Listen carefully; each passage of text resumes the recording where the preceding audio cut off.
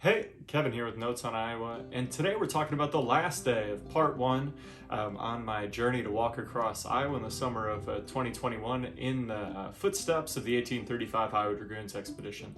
So 8 days prior, I had left Montrose, the site of first Fort Des Moines, and started walking overland towards the Des Moines River, which I met at Farmington, then followed that up. And if you want to look more into part one, there's all sorts of videos and articles on the website or on the different social media accounts, those kind of things you can take a look at. But the final day, we're headed up to Horns Ferry Half Bridge, as I normally call it, and the Red Rock Dam and Lake Red Rock, which was our final stop on part one, day 8. I hope you'll come along with me and take a look at some of the things we saw that day. So the final day of part one started just to the southeast of the Red Rock Dam, about 10-12 miles, and just made my way up some gravel roads, moving towards eventually T17. Did spot a small kitten friend along the way, saw some gravel pits, but ultimately started to run into all these signs that are put up by the rural history buffs of Marion County.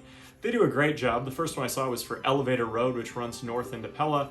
Eventually I came across one for Durham's Ferry and the Wabash Bridge crossing. And Durham used to actually be a small town that no longer exists out there, kind of south of the Red Rock Dam, named for David Durham, who was the ferry master during the mid-1800s, operating a very successful ferry crossing the Des Moines River, kind of south of where the Red Rock Dam is today.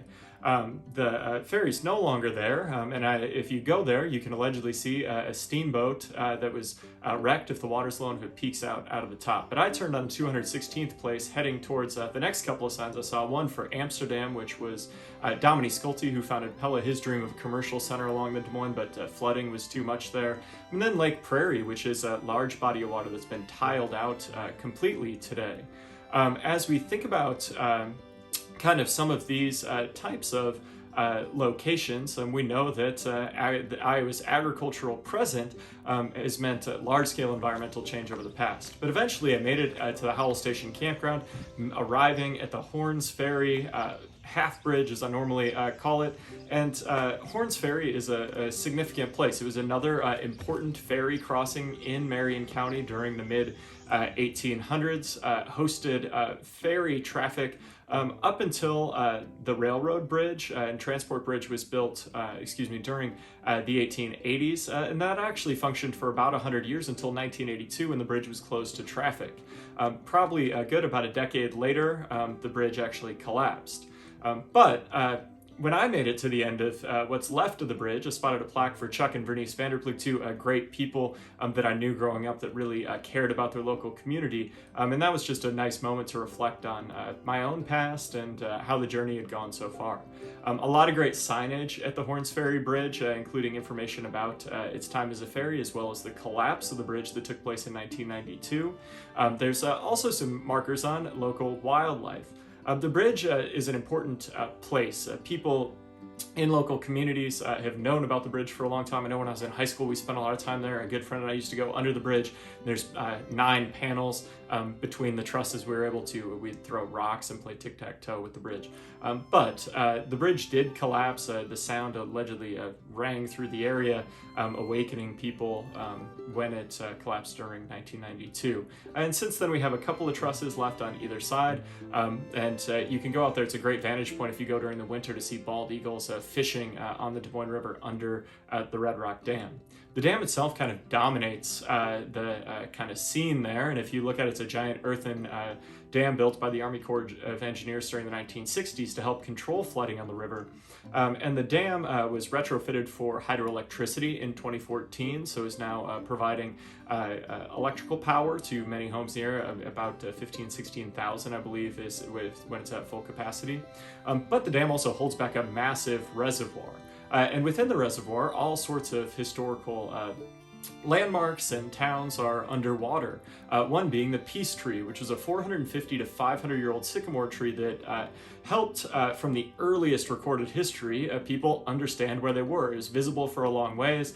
Early American settlers used it as a thing they could see from a great distance off, allegedly a meeting place between early American settlers and native peoples, and also right along the Red Rock line, which was used as the Sauk and Meskwaki were dispossessed and moved further west.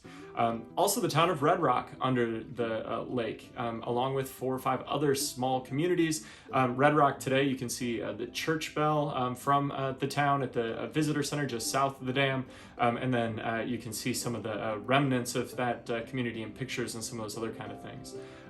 As you go out today, another town, Cordova, is celebrated with the Cordova Tower, which is a tall, prominent structure on the northwestern end of the lake that you could go take a look at if you were so inclined, and you can climb all the way up and you get a great view of the surrounding area. If you go from there and cross what locals call the mile-long bridge, you can try to hold your breath, which is quite a challenge. But if you get to the other side, there's Elk Rock State Park on one side of the road, and then on the other side, there's a Dragoons historical marker put there by the Daughters of the American Revolution, like several of the others we looked at over the course of Part 1. Also, right there by the mile-long bridge, you'll run into your first iconic Dragoon trail marker if you were coming the way that I came. The DOT marks the Dragoon Trail from about Fort Dodge, Webster City down to Lake Red Rock, so they don't include some of the other parts of where the Dragoons went, particularly the first 130 miles that I had just completed, or kind of the big, they went over to Winona, Minnesota, and then came all the way back and then came down the river. So if you're doing the driving route, no, there's a little bit more to it than just where you might see those signs. If we look at the Albert Lee map, we can really get a sense of where they went. But this brought me to the end of Part 1. And finishing Part 1 was a really good experience. Like I said, I had made it about 130 miles up the Des Moines River from Montrose to Lake Red Rock. Really great experience. Met a lot of interesting people along the way. Sure, learned a lot, and I hope you have too as you've taken a look at the project. I'm about to get started on Part 2, so I hope you'll continue to follow along, provide any insights you might have. As I'm always saying, people make this project better every day. And I hope you'll continue to interact and help improve the project. Thanks for following along so far, and I hope I'll see you out there somewhere. There's a lot of good history about Iowa a lot of people don't even know about.